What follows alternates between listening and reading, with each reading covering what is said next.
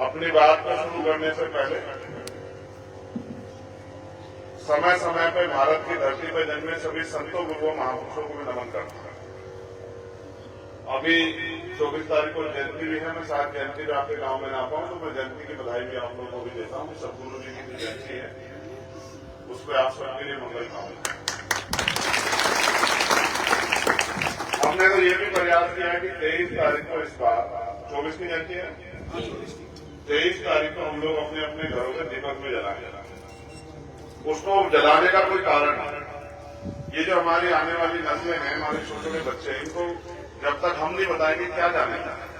बाबा साहब अम्बेडकर कहते थे कि जो को हम अपना इतिहास में जानते कभी वो भविष्य का निर्माण नहीं कर सकते। तो इतिहास को जानना जरूरी है। मैं गुरु जी के बारे में भी कुछ बताऊंगा, लेकिन अभी मैं आपसे ये कहना चाहता हूं, मुझे भूल के आपने ये याद करो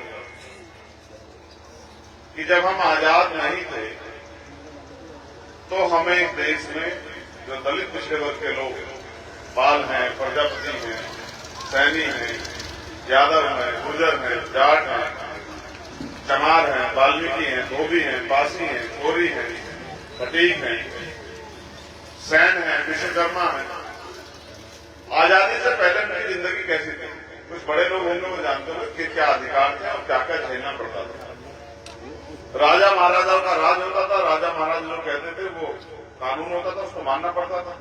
राजा महाराजा कुर्सियों पे बैठते जैसे आज ये बैठे, और आम जनता जमीन पे, और जमीन पे भी नहीं बैठ सकती थी। जब राजा महाराज निकलते थे सर झुकाने पड़ते थे। फिर इस देश में समय का चक्र बदला और ये मुल्क आजाद हुआ। मुल्क आजाद हुआ लेकिन अधिकार नहीं मिले। अधिकार मिले जब डॉक्टर बाबा साहब अम्बेडकर ने संविधान में देश के दलित, पिछड़े, आदिवासी, मुसलमान, जैन, सिख, ईसाई, बौद्ध, पारसी और देश की सारी महिलाओं को पढ़ने का, पढ़ाने का, लिखने का, आगे बढ़ने का, डॉक्टर बनने का, इंजीनियर बनने का, वकील बनने का, जज बनने का अवसर दिया। आज के नौजवानों को तो शायद ऐसा लगता हो कि सारी जिंदगी ऐसी है, लेकिन सच तो नहीं है। ये सच नहीं है कि जिंदगी ऐसी थी। ऐसी जिंदगी बनाने के लिए राष्ट्रपिता ज्योतिबा फूले से लेकर छत्रपति साहू जी महाराज से लेकर बाबा साहब अम्बेडकर से लेकर तमाम महापुरुषों ने अपने बच्चों का बलिदान दिया। उनका जीवन जो है वो सुख सुविधा के बगैर जिया, तब जाके अधिकार मिला। मैं आपको अपने दिल का दर्द अभी कहना चाहता हूं। मैं बहुत सच कह रहा हूं। अगर नेटोर के आसपास कोई अच्छा हॉस्पिटल होता तो आज सलीम हमारे बीच में होता, क्योंकि सलीम को जब दिक्कत हुई तो उसको उठा के लेके गए धामपुर, और धामपुर जाते जाते उसने दम तोड़ दिया। अगर अच्छा अस्पताल होता आपके आसपास, नेटोर के आसपास, तो बहुत सारे लोग की जान बचती। आप 70 साल से ज्यादा हो गए इस देश में आजाद हुए, लोकतंत्र आए भी 70 साल करीब हो गए। कभी किसी ने महसूस क्यों नहीं किया कि भाई आपके क्षेत्र में भी कोई अच्छा हॉस्पिटल होना चाहिए जिसमें गरीब अमीर सब लोग जो हैं कम पैसे में अपने बच्चों का इलाज कराते हैं? आपके मरने से कभी किसी को फर्क क्यों नहीं पड़ा? अच्छे अस्पताल के साथ साथ अच्छे स्कूल कॉलेज क्यों नहीं बने? आज भी वही जीवन बड़े पैमाने पे देश में गरीब लोगों को जीना पड़ा। मगर मैं मानता हूं कोई भी चीज आसानी से नहीं मिली। हम तो उन वर्गों से ताल्लुक रखते हैं जिनको पानी पीने का अधिकार भी 100 साल पहले वो आंदोलन के जरिए मिला। जो लोग पढ़ते लिखते होंगे वो जानते होंगे, बाबा साहब अम्बेडकर ने आंदोलन किया, आंदोलन चलाया, तब जाके पानी पीने का अधिकार मिला, पढ़ने का अधिकार मिला। अब तो रोजगार करने लगे, नौकरी करने लगे, जमीनें भी आ गई हैं। अब तो हम सुख सुविधाएं भी लेने लगे, लेकिन ये सुख सुविधाएं भी सबके हिस्से में नहीं आई। यहाँ बैठे बहुत सारे परिवार ऐसे होंगे जिनके यहाँ अगर सुबह काम पे न जाए परिवार का व्यक्ति तो शाम के टाइम रोटी की व्यवस्था सही नहीं होती। ऐसे परिवार भी होंगे जिन्होंने अपने बच्चों की शादी की होगी, जिन्होंने अपने बच्चों को पढ़ाने के बारे में सोचा होगा, तो जेब से बहुत सारे पैसे देने पड़े, किसी ने कर्ज लिया हो, किसी ने जमीन गिरवी रखी हो। 70 साल के गुजरने के बाद भी आपकी जिंदगी में बदलाव क्यों नहीं हो रहा है? आप अपने बात अभी आपके गांव से निकल के आए, लेकिन मैं ध्यान नहीं दे रहा था, लेकिन आप देखना आप गांव में जाकर वापस लौटना। मैं नौजवानों से कहूंगा कितने मकान आपको मिलेंगे जिन पर प्लास्टर नहीं मिलेगा? कितने मकान आपको मिलेंगे जो कच्ची चिनाई के होंगे, गारे? कितने मकान आपको मिलेंगे जिनमें पेंट नहीं होगा? कितने घर आपको ऐसे मिलेंगे जिनके पास सुख सुविधाएं नहीं होंगी? और ये जानवरों जैसा जीवन में जीना पड़ रहा है तब जब इस देश में संविधान है, लोकतंत्र है और सरकारें बनती है और सरकारों की जिम्मेदारी होती है कि अंतिम व्यक्ति को भी रोटी कपड़ा मकान की व्यवस्था सरकार कराए।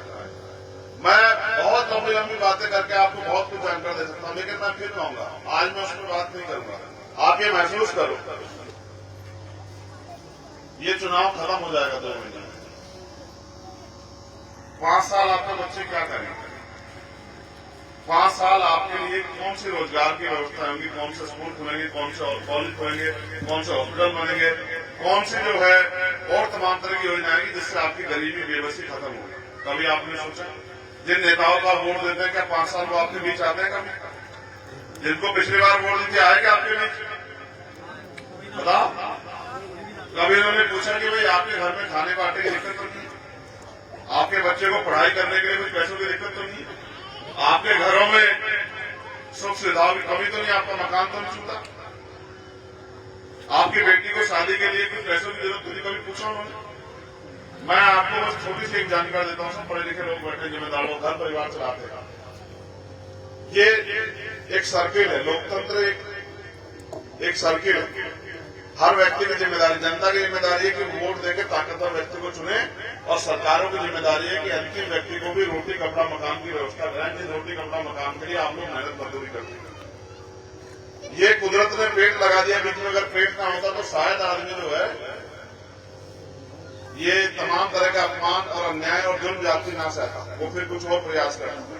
लेकिन सवाल ये है कि जब हम टैक्स देते हैं तो सरकारें हमारे बारे में क्यों नहीं सोचती? इससे ये पता लगता है कि सरकारों की नजर में हमारी जिंदगी का कोई मोल नहीं। अगर सरकार की नजर में हमारी जिंदगी का मोल होता तो हमारे पढ़े लिखे बच्चे बेरोजगार नहीं होते, हमारी माई बहनें बेबसी लाचारी गरीबी की जिंदगी नहीं जीती। क्या इस देश में अमीर सुख नहीं भोग रहे? क्या इस देश में अमीरों को करोड़ों रुपए माफ नहीं होते? क्या इस देश में ताकतवर लोगों के बच्चों को रोजगार नहीं मिलता? इस बार आप लोग इस गांव के जो बच्चे का आपने पुलिस की भर्ती में पेपर दिया कुछ लोगों ने? किसने दिया? दिया ना? लीक हुआ ना पेपर? क्यों हुआ लेकर पेपर लिखा? आपने कितना पैसा चुकाया? फार्म भरने कितना पैसा चुकाया? 400 रुपए। कितने बच्चों ने फार्म भरता आपको एहसास है? 60 लाख। 48 लाख। 48 लाख को 400 से मल्टीप्लाई करो, कितने पैसे बढ़ते हैं? कितने? 2 अरब रुपए सरकार ने आपसे लिए और उसके अलावा आप पेपर देने के लिए वहां पहुंचे, किराया खर्च करने गए, कहीं भोजन भी खाया होगा, कहीं जाके ठहरे भी होंगे, तमाम चीजें आपने की। लेकिन फिर सुबह आपको पता लगा बहुत मेहनत करने के बाद आपने काम भी छोड़ा होगा इस पेपर को पास करने के लिए, लेकिन आपको सुबह पता लगा पेपर लीक होने, तो आपके सपने कुचलेगे नहीं कुचलेगे? इसकी सजा किसे मिलेगी? सरकार को या आपको? ये तो आपको मिल गया, आपकी जेब कटी है। सरकार पढ़े लिखे लोगों को रोजगार देने की बजाय, उनकी जेब में पैसा देने की बजाय, उनको भत्ता देने की बजाय जो पैसा उनके माँ बाप ने खून पसीना कमाया उसको भी लूटने का काम कर रही है। एक षड्यंत्र है। पैसे वाले लोग, सरकार के लोग नहीं चाहते कि आपके बच्चों की जेब में पैसे आए, रोजगार आए, क्योंकि रोजगार आएगा तब तो अपने मकान पक्के बना लोगे, तब तो सुख सुविधा ले लोगे। अब तो वो सारी सरकार नौकरियां खत्म कर रहे हैं, प्राइवेट सेक्टर बढ़ा रहे हैं, निजीकरण कर रहे हैं, और ये पूरा गठजोड़ है पैसे वाले लोगों का और सरकार के लोगों का। पैसे वाले लोग सरकार को पैसा देते हैं और सरकार के लोग आज भाजपा की सरकार है वो उस पैसे से सरकार बना के उनके लाखों करोड़ रुपए माफ करती है। आपका भी कोई पैसा माफ किया? आपका बिजली का बिल माफ किया गया? बेच की बेच को कम करना, बेच बढ़ा। क्या आपका बिजली का बिल माफ किया? कितने पैसे का बिजली का बिल आता है? 300-400 कितने का? 400 रुपए का। आपको याद है कुछ दिन पहले, 7, 8, 10 साल पहले एक मुफ्त बिल आता था, किराया महीने में कितनी बिजली खर्च करो? 120, 130 रुपए का। सरकार ने यूनिट के हिसाब से पैसा लगा दिया कि आपकी जेब अच्छी तरह कटे। आप याद करो 5-7 साल पहले सिलेंडर कितने पैसे का आता था? 400-500 350, 450 रुपए का। आज कितने का आता है? 1100 रुपए। 1100 रुपए का। 1140 किसकी जेब कट रही है? गरीबों की, अमीरों की? आप महसूस करके देखो, पेट्रोल डीजल के दाम 50 रुपए थे 10 साल पहले और आज 100 रुपए के बराबर है। आपकी आमदनी भी बढ़ी क्या? कितने पैसे मिलते हैं मजदूरी करने में? 300-400 रुपए। 400 रुपए।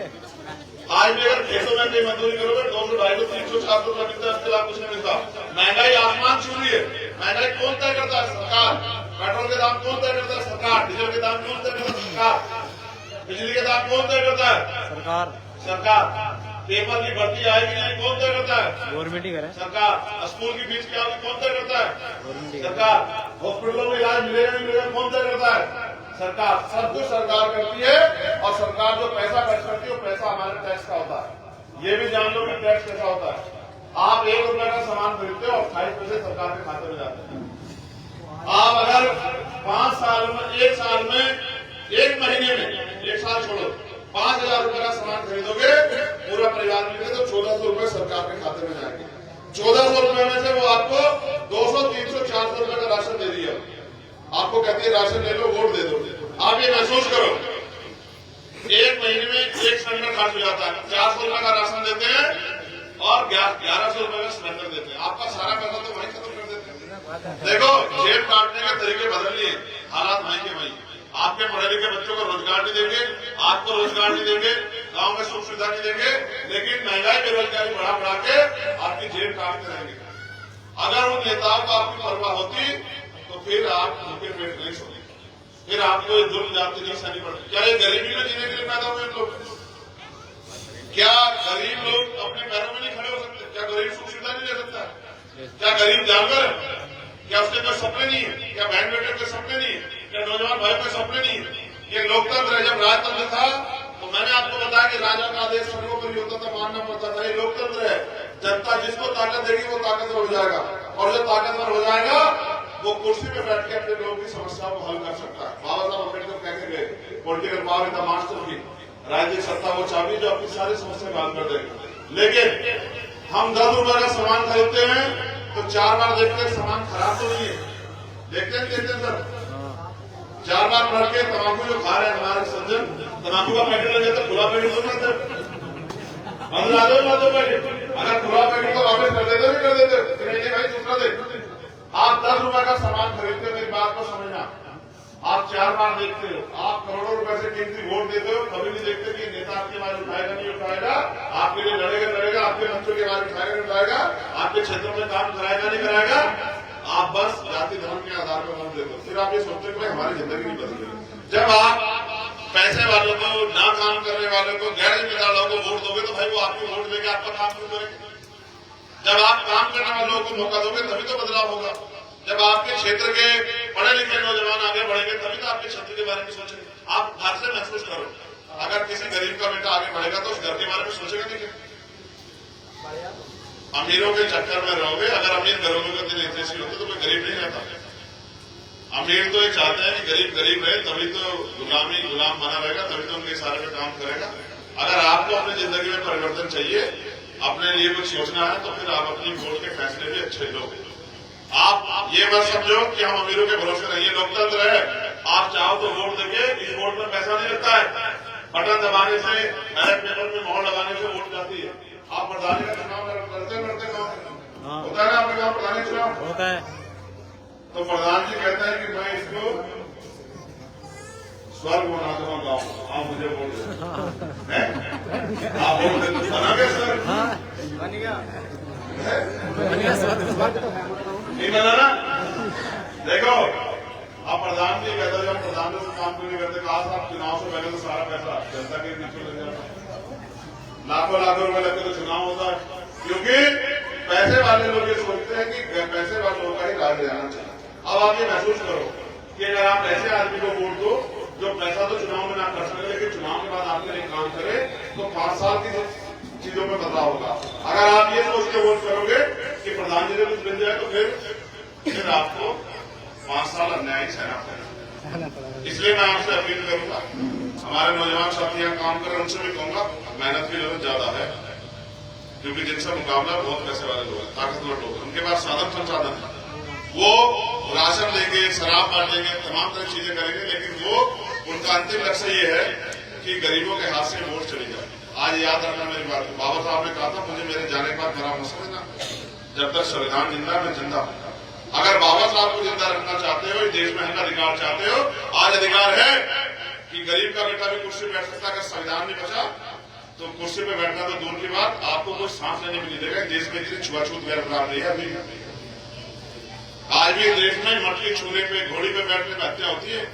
आज भी देश में घोड़ी पे, शादी पे, ब्याह निकालने पे पाबंदियां लगती है। आज भी देश में मंदिरों में जाने में तमाम तरह की चीजों पे पाबंदियां हैं। ये देश अभी बदला नहीं है। इस देश को बदलना चाहते हो तो पहले खुद को बदलो, अपने मन में निष्ठा बनाओ। बाबा साहब ने कहा था राज रत्न तो चले गए। बाबा साहब से पूछा महाराणा ने कि बाबा साहब आप तो कहते राज रत्न राज करेगा, तो ये तो मर गए। तो बाबा साहब ने कहा मैं एक राज रत्न की परवाह करूंगा तो करोड़ों राज रत्न मर जाएगा। आज ये सोचो ये करोड़ों राज रत्न भी देश में भूखे नंगे सो रहे हैं, भूखे नंगे रह रहे हैं। कब तक चलेगा देश में? विकलांग वो होता है जो मानसिक रूप से विकलांग होता है, जो जिसको कुदरत ने एक पैर हाथ कम दिया फिर भी वो अपनी तरक्की के लिए लड़े, उसको विकलांग नहीं करेंगे। अगर आप वास्तविकता में पढ़े लिखे लोग हो, आप वास्तविकता में अपने लिए कुछ सोचते हो, अपने बच्चों के लिए कुछ सोचते हो, अपने क्षेत्र के लिए कुछ सोचते हो, तो फिर अपनी ताकत बनाओ। जब तक आपकी ताकत नहीं होगी आपकी कोई सुनवाई नहीं करेगी। मैं तो अब आया, आपने यहाँ से कई लोगों को मौका दिया। आपने यशवीर सिंह जी को बनाया, यशवंत सिंह जी को बनाया, गिरीश जी को बनाया, कितना काम किया आप देखो। मैं तो पिछले 11 साल से सड़कों पर लड़ रहा हूँ और अब इसके मैदान में आया कि जब मैदान अभी चुनाव हो रहे हैं, कल चुनाव होने बंद हो जाएंगे तो नहीं क्या करेंगे। अब तो ईवीएम से वोट डालते हैं, ये भी पता डालते किस जाति का, तो उसका भी ध्यान रखा जा रहा है। उसके खिलाफ भी आंदोलन चल रहा है, कोर्ट में केस चल रहा है। हो सकता है ईवीएम सर के बैलेट पेपर चुनाव होने लगता है। हो सकता है ये भी हमने दूसरा हो जाएगा, नहीं करा पाते तो कम से कम जो पर्ची निकलती है वो हमारे हाथ में है, जो हमारी वोट की चोरी ना हो। लेकिन ये तब तक बंद नहीं होगा जब तक जनता मन नहीं बनाएगी। लेकिन जब जनता मन बना लेती है तो बड़े से बड़ा तानाशाही उखड़ जाता है। अगर इस देश में स्वाभिमान सम्मान के साथ जीना, देखो जीवन जीना कोई बड़ी बात नहीं, जीवन जीना बहुत छोटी बात, जो पैदा हो गया वो जिएगा। बड़ी बात यह है कि स्वाभिमान सम्मान के साथ जीना, हक अधिकार के साथ जीना। गरीब अगर ये तय करके बैठ जाए कि मेरी जिंदगी यही है, मुझे बदलाव नहीं चाहिए, फिर तो कोई नहीं। लेकिन अगर कोई भी प्रयास करेगा, आपके बीच से क्या लोगों को बदलाव नहीं हुआ? जिन लोगों ने मेहनत की है, जिन लोगों ने काम किया, सही रास्ता अपनाया, उनकी जिंदगी बदलाव नहीं हुआ। बहुत सारे ऐसे लोगों के जिनके साहब ने कहा जहाँ अपने घर की दीवार को लिख दो कि हमें देश का शासक बनना है, लोग मजाक उड़ा रहे थे।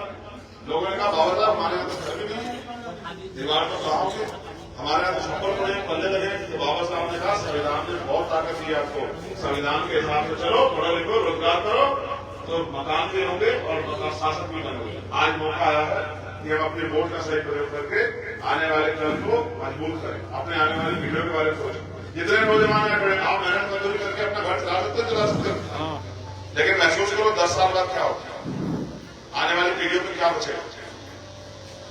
रोजगार बचेगा, नौकरी बचेगी क्या, कुछ बचेगा क्या? फिर क्या करोगे? आज लोकतंत्र है, संविधान है, तो आज संभालो। जैसे क्रांतिकारियों ने देश को बचाने के लिए लड़ाई लड़ी थी, इस तरह से लड़ाई लड़ो, तब जाके बदलाव होगा। और मेरा विश्वास है कि जो लोग ठगे जाते हैं वो ज्यादातर ठगी का शिकार नहीं होते। वो हमारे कहावत है दूध का दला भी छाछ भी फूक फूक के पीता है, समझते हो उस कहावत को? क्या कहावत है तुम्हारी भाषा में? दूध का दला भी मट्टे को फूक फूक के पीता। हाँ, तो जो लोग भरोसा करके ठगे जा चुके हैं वो अब उन लोगों पे पैसे डालने पर भरोसा न करें। काम करने वाले व्यक्ति को मौका, कोई ऐसी लड़ाई नहीं है जो मैंने ना लड़ी। किसानों का आंदोलन, जब किसान अन्याय के खिलाफ लड़ रहे, पहलवानों का आंदोलन, जब पहलवान बेटियां अपने हक अधिकार के लिए लड़ रही थी, चाहे 69 भर्ती में जब दलित पिछड़े वर्ग के बच्चों के अधिकार छीन लिए उनकी लड़ाई, चाहे SC/ST एक्ट को जब कमजोर किया गया उनकी लड़ाई, चाहे NRC की लड़ाई जो सीरी की लड़ाई, क्या दिल्ली में गुरु घंटू का उसकी सारी लड़ाइयां लड़ी। और आज भी अगर किसी में जुड़ जाती है सबसे पहले हम लोग पहुंच के उसको न्याय दिलाने का काम करते हैं। लेकिन सवाल ये है कि सड़कों की लड़ाई से वो नहीं हो सकता जो करना, उसको करने के लिए नैतिक ताकत की जरूरत है। ताकत आपके हाथ में, आपके मुल्क में, आप जिसको चाहोगे तो ताकत लग जाएगा, आप जिसको चाहोगे कमजोर हो जाएगा। बस ये आपके मन पक्के करके फैसले लेने, अपनी नस्लों के बारे में सोचो। जब ये आप फैसले लोगे तो बड़े बड़े परिवर्तन होंगे। ठीक है, तो आज तो मैं आपके वैसे जाने की याद चाहता हूँ कि 6 साल मीटिंग बाकी है, मैं फिर आऊंगा किस दिन आपके गाँव में। लेकिन मैं ये आशा उम्मीद करूंगा कि आप इस गरीबी बेबसी को काटने के लिए अच्छे फैसले लोगे। लोगे नहीं लोगे बता दो, हाथ मांगे दोनों हाथ मांगे बताओ। नहीं, मैं आपकी हालत समझता हूँ। आप ऐसे ज्यादा लोग मेहनत मजदूरी करते हैं, पर कितने लोग मेहनत मजदूरी करते हाथ खड़ी कर? ऊपर उठाओ तब दिखाई देगा। हाँ देखो, 1 मिनट के लिए और सुन लो मुझे, फिर शांत हो गए। कितने पैसे मिलते मेहनत मजदूरी करके एक दिन के? 400 रुपये रोज मिल जाती है मेहनत मजदूरी। कितने दिन मिल जाती है महीने में? चक्कर काटना पड़ता है। प्रधान जी है यहाँ के गाँव के? यहाँ कहाँ है? कौन है प्रधान जी? क्या मनरेगा का पैसा आ रहा है क्या? है?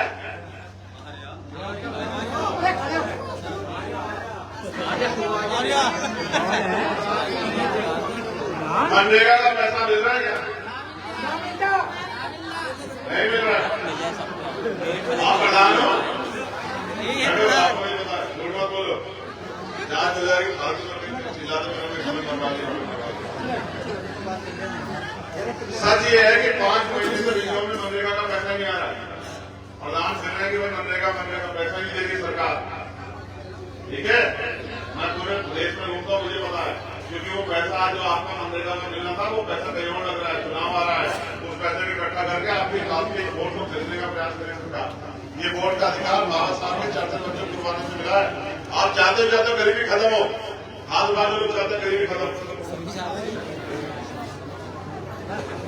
नहीं हंसो मत, हंसने से गरीबी खत्म हो जाएगी। जोर जोर से रोने से गरीबी खत्म हो जाएगी, चिल्लाने से गरीबी खत्म हो जाएगी। आपको कुछ करके दिखाना पड़ेगा, नहीं दिखाना पड़ेगा। अगर आप ये सोचते हो कि रोने से हंसने से गरीबी नहीं हो सकती, ये लोकतंत्र है। जिनका राज होगा, जिनके हाथ में ताकत होगी, उनके लोगों को गरीबी नहीं झेलनी पड़ेगी। आज मुख्यमंत्री के परिवार के लोग गरीबी झेल रहे हैं क्या? प्रधानमंत्री के परिवार के लोग गरीबी झेल रहे हैं क्या? कोई आपके विधायक सांसद होगा, उसके परिवार के लोग मेहनत मजदूरी करेंगे, करोगे? आपको बदलाव करना पड़ेगा, तब जाके जिंदगी बदलेगी।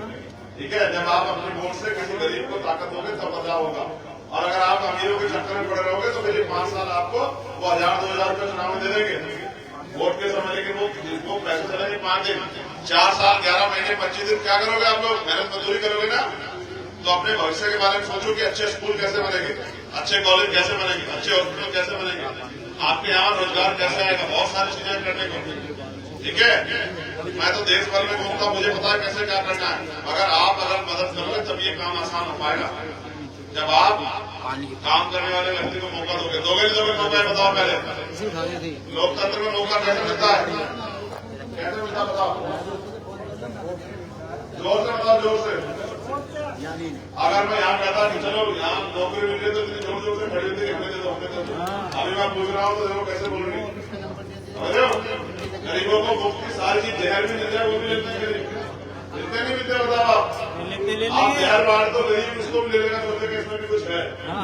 सच ये है, गरीबी बेबसी खत्म करने का एक ही तरीका है कि आप शासन सत्ता में आओ।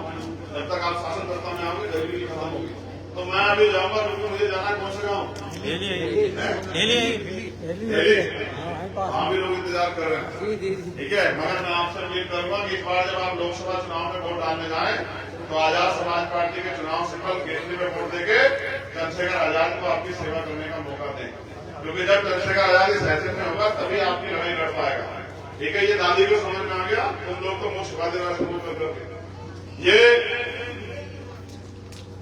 ये अच्छी बात है कि गांव के सम्मानित बड़े लोग बैठे हैं, आपको मुंह करना पड़ रहा है। मगर आप ही बताओ, जब मेहनत मजदूरी करती हो तब क्या करती हो? तब कौन से मुंह छिपाती हो? जब खेतों में काम करती हो, घास काट के लाती हो, तब क्या करती हो? इसमें इज्जत नहीं है। इज्जत है जब आपके घरों में पैसा आएगा तब होगी इज्जत, समझ रहे हो? उससे पहले कोई इज्जत नहीं है। गलत फहमी निकालो। आपको लगता हो कि इज्जत है, कोई इज्जत नहीं है। इज्जत वो है, इज्जत पैसे वाले की होती है, देश में गरीब की इज्जत होती है क्या? नहीं होती। इसलिए अपने बच्चों के बारे में सोचो, इनका बच्चों का क्या होगा भविष्य, जो आने वाले बच्चे हैं। ये बताओ नौजवान, रोजगार चाहिए चाहिए? तो रोजगार देने का, रोजगार का निर्धारण कौन करता है? सरकार करती है ना। जब तक तुम सरकार से बाहर हो, क्या करोगे? अपनी ताकत बनाओ। ठीक है, मेहनत करो, लोगों को तैयार करो, घर घर जाके समझाओ, तब जाके बनेगी बात। ठीक है, हमें जाने